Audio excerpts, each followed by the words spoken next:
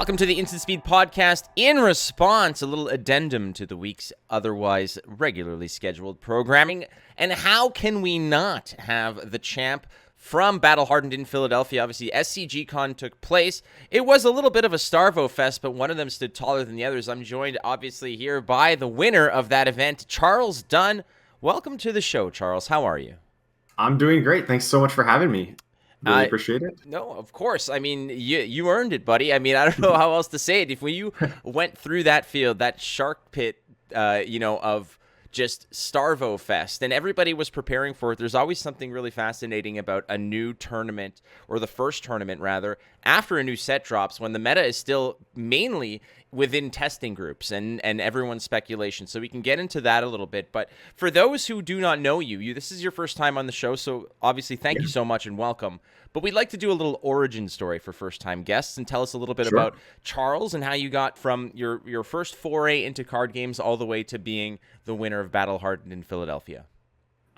So my first foray into card games was before I could even read, when I was like 4 or 5 years old. My parents taught me to kind of read by playing the Pokemon card game, which was coming out right at that time. So I've been playing card games like my whole life. Played like Pokemon, Yu-Gi-Oh, Magic, every card game you name it, I've played it. And that has even led to a career in card games right now. I'm working as a designer on Hearthstone. Oh wow! All right. So I live and breathe card games basically, or other strategy games as well. And so last year, around a few weeks before the calling in Cincinnati, a friend of mine, Pat Eschke, who you may know from the top 4 of the SCG CON in Philadelphia, my best friend, he got me into Flesh and Blood. He had been playing it a little bit and taught me to play Flesh and Blood over Tabletop Simulator. You know, I trusted him. He said, this game is really good. You should try it. And I said, all right, let's do it.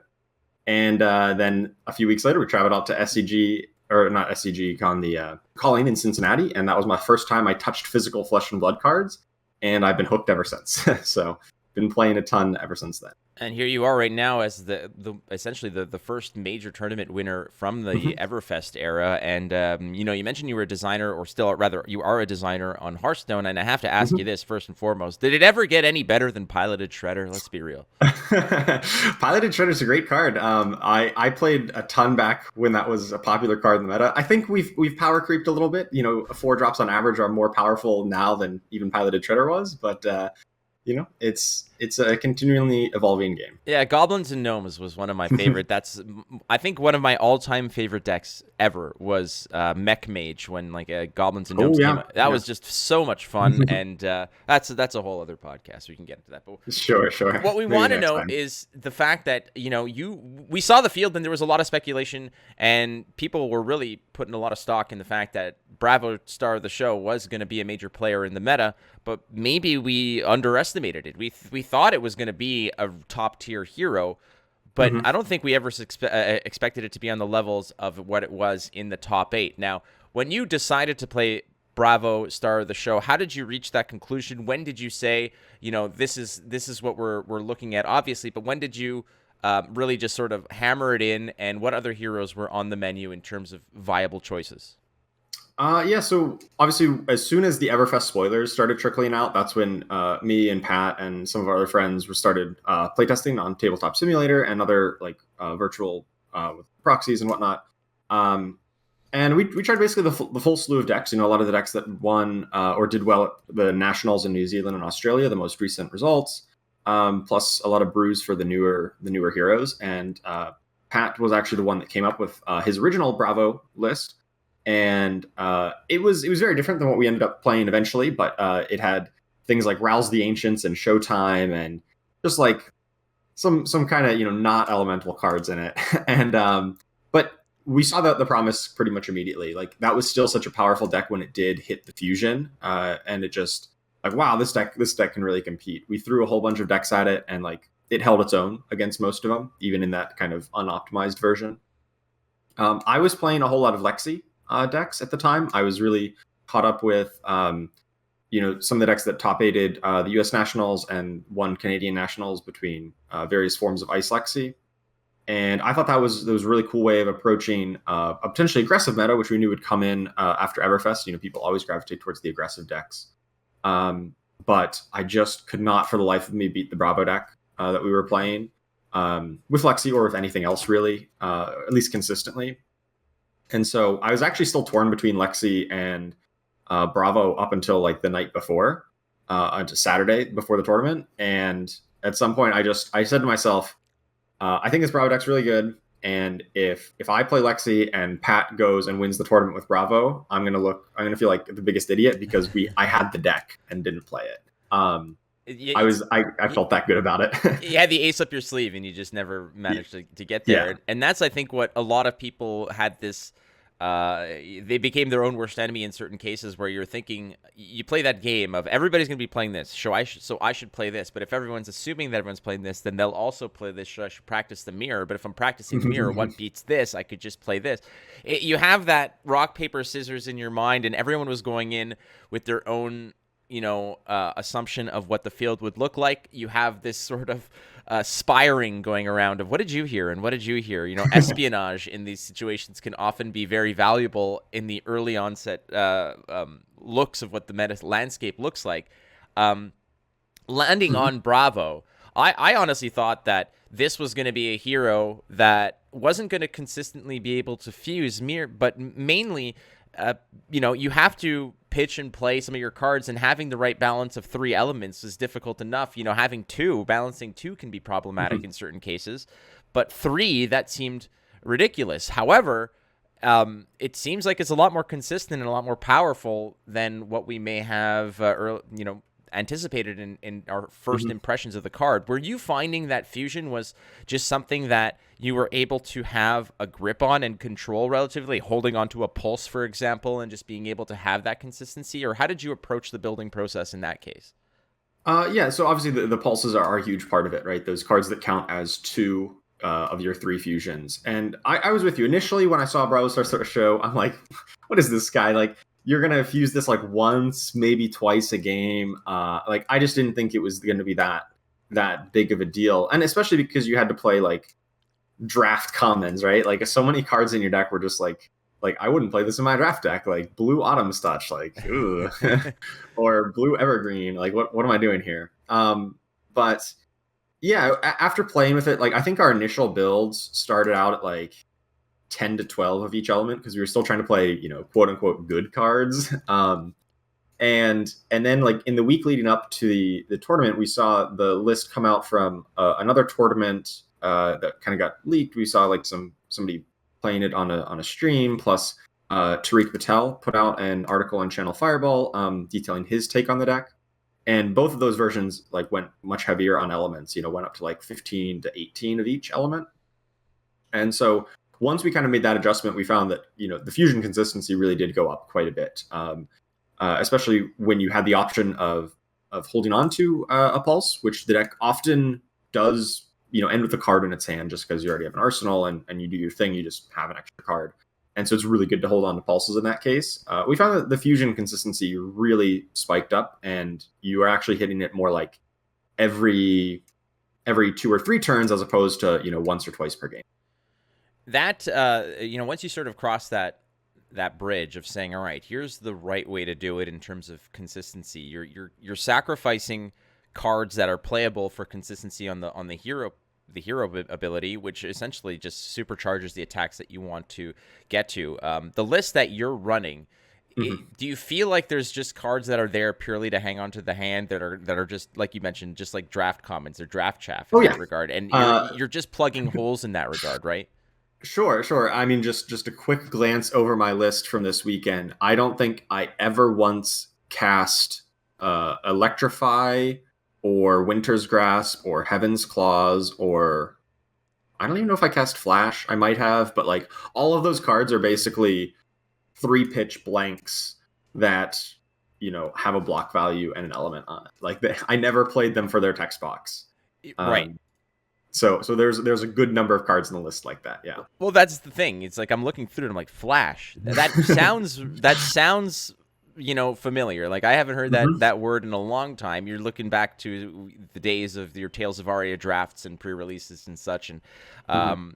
it's fascinating. And like the list that you eventually sat on, was this like a team effort? Was this something where everyone sat down and said, okay, this is just statistically the best optimized list in terms of Yeah. min-maxing the defense off of the fuse, off of the this, off of the that?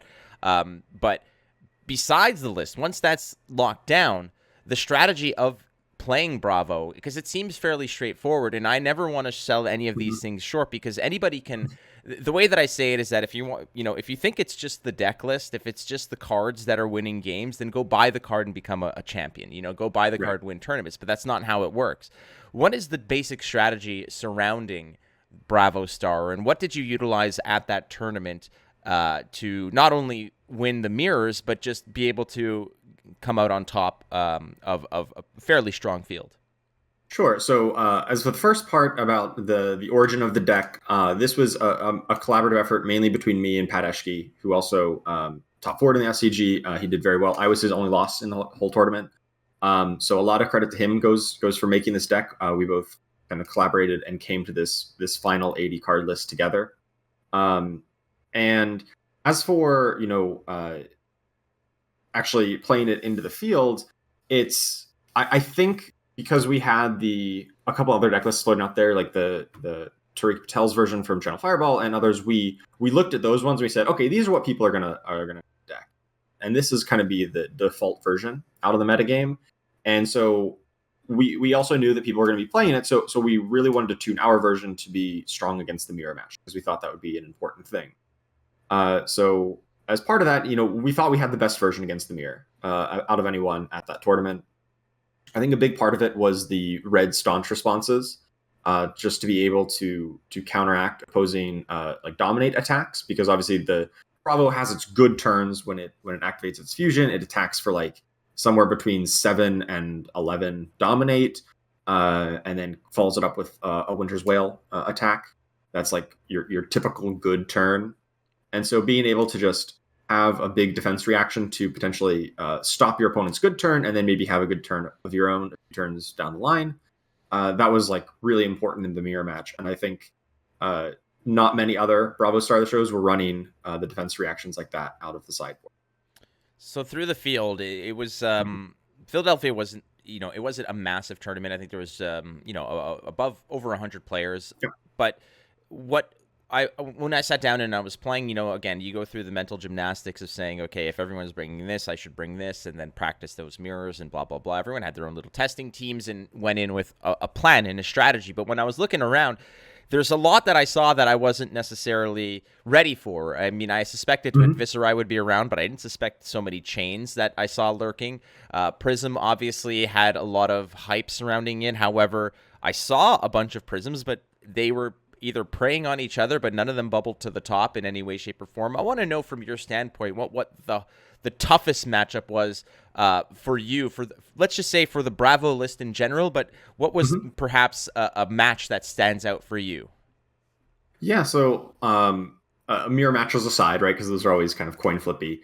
Um, I think the Bravo list, the toughest matches I had were against Chain. I played Daniel Rutkowski twice, once in the Swiss and once in the finals, and both games were fairly close. And I was very impressed with the Chain list, which I know a lot of people were like, I thought Chain was dead, and I never really thought that. I mean, I didn't play back in the Seeds era of Chain, so like I didn't know him at his absolute most degenerate. But just looking at Chain in the current metagame and just like evaluating him with kind of fresh eyes, he seems pretty strong. He can go very wide. He can draw a bunch of cards out of his soul shackles, and also has Carrion Husk, which is really strong against Bravo Star, the show. Because if you're like, okay, I'll just like no block for a turn, and then I'll come back at you with an Oakenold. And against most decks, a fused Oakenold means you don't have a hand next turn. But against Chain, it means, okay, I block with Carrion Husk plus a card. That was cute. Let's keep on going. Um, and so Chain is just able to keep up the pressure and have that basically one turn by with the Carrion Husk, and just a lot of pressure means that Bravo Star the show needs to block, and if you're blocking, that means you're probably not fusing on the subsequent turn.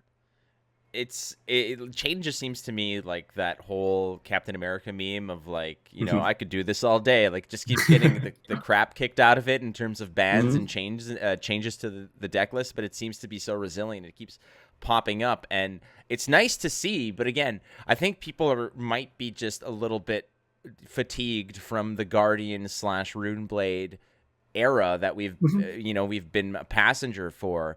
And if you say that Chain was your toughest matchup, I don't know how that bodes for the future of the meta, but it'll be nice to see. I honestly thought that Prism would be a major player, but there's still plenty of time.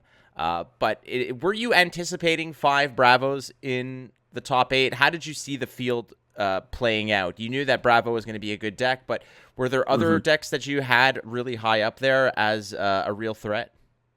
Going into the tournament, I didn't really know because a lot of our testing did kind of end up getting warped by like Bravo versus not Bravo.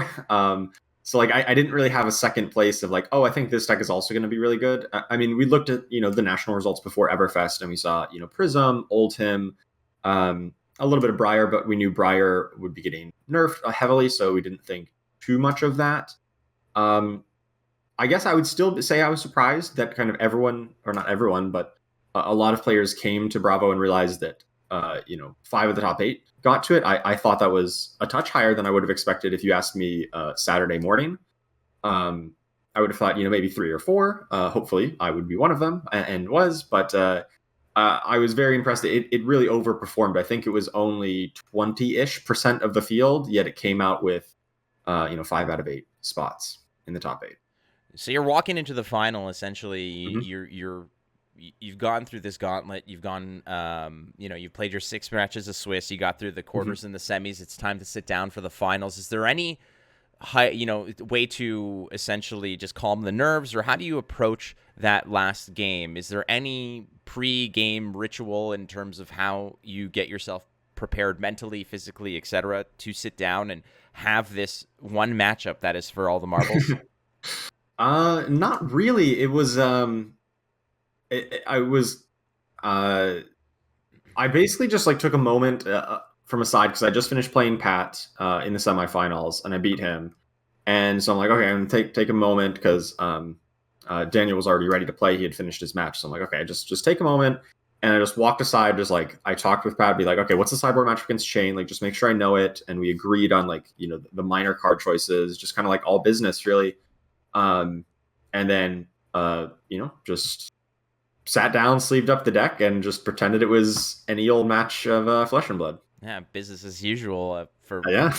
I mean, when you're that good, you're that good. It can definitely be business as usual. But that final match against Chain, I walk us through, the traffic in your mind that occurs when you are presented your opportunity to potentially push for lethal or finish the game, to close the game out. Because I know there's a lot of players there that when Hmm. they get that feeling, when your opponent essentially finishes and wraps up and puts a Hmm. bow on the Hmm. end of their turn, and you're holding the cards that are going to end the game. How do you keep yourself composed?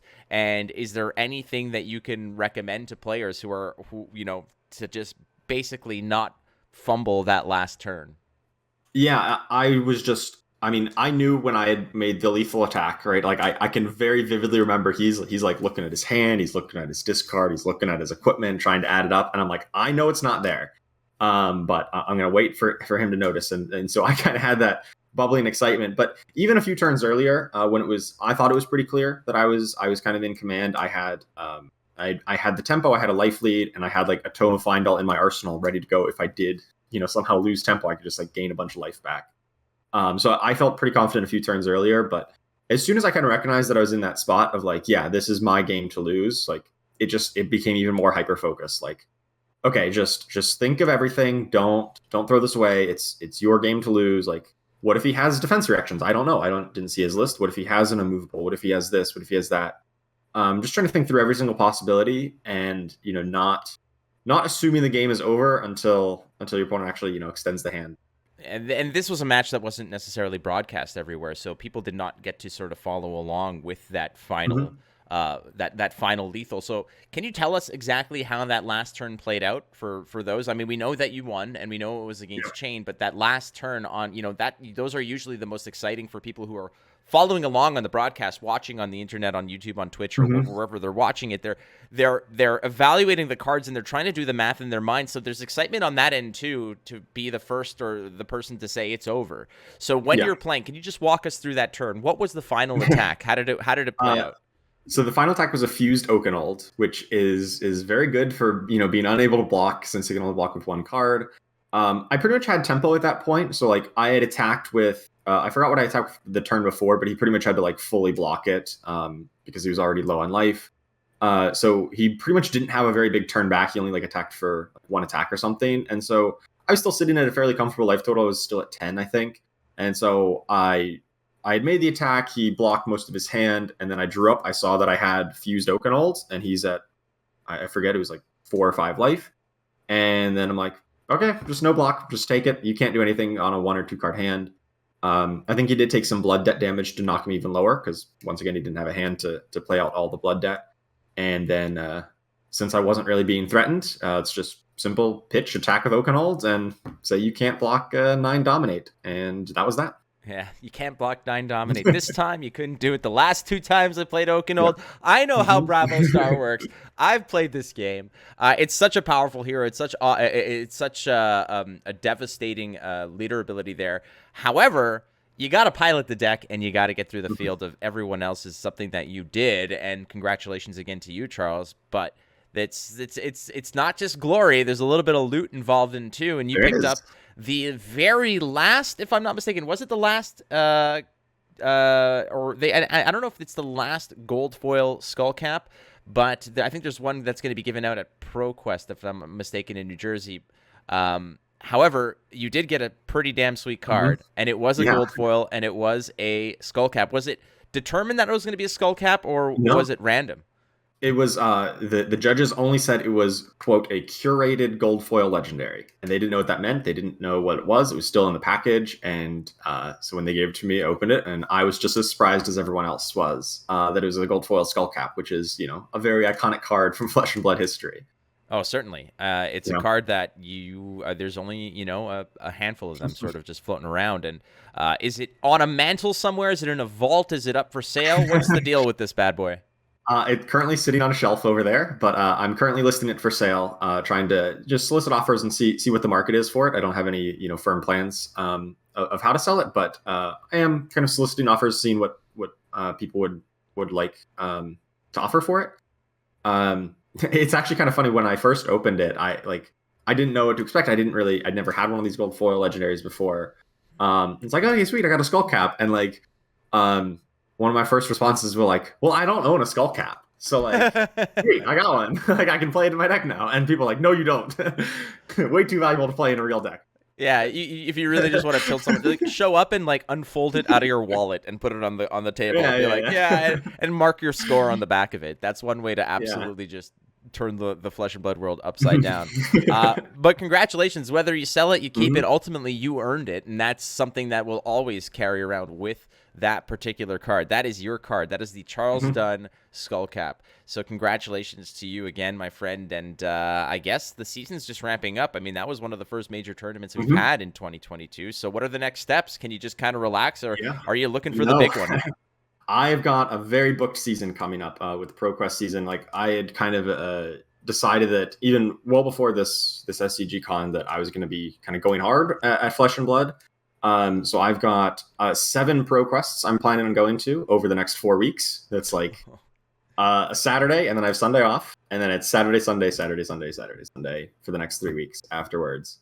And luckily they're all within 3 to 4 hour drive from my house, so kind of reasonable. Reasonable for you. For someone like myself, I'm like, if I have to cross a bridge, I'm like, nah, it's over. It's like going to Mordor. I'm like, no, we stay in the Shire. I ain't going anywhere. Fair. I live near Pittsburgh, so we have a lot of bridges that I need to cross on a daily basis. But yeah, so I've got a very packed ProQuest season, and then I plan on going to SCG CON Indianapolis, and then obviously the Pro Tour in New Jersey. So that's going to be at all the good Flesh and Blood events coming up. Well, I will see you in Indianapolis for sure, my friend. And I am hoping to just shake your hand and again congratulate you in person. I didn't get to see you there because, well, frankly, I was at the bottom of the brackets, and and I got pretty sick and I had to go because of a night earlier in the casino. That's a whole other podcast. We don't have to talk about that. Sure. Again, friend, thank you so much for being on the show and just sharing your experience and your wisdom on the deck. And if anybody wants to get in touch with Charles, if they want to, let's say, just tweet at you or get some more information, what's the best way to follow along the Charles Dunn story? Best place to reach me is on Twitter at tinman354. It's been my handle forever. I also used to have a Twitch and YouTube channel on the same name. I haven't really updated those recently, but Twitter is the best place to reach me at tinman354. And hey, if you want to pitch an offer for a gold foil that was won at Battle Hardened Philadelphia, reach out to the Tin Man. Well, friend, thank you so much for being on the Instant Speed podcast in response with Charles Dunn, the winner of Battle Hardened SCG CON Philadelphia. We'll see you next time on the Instant Speed podcast.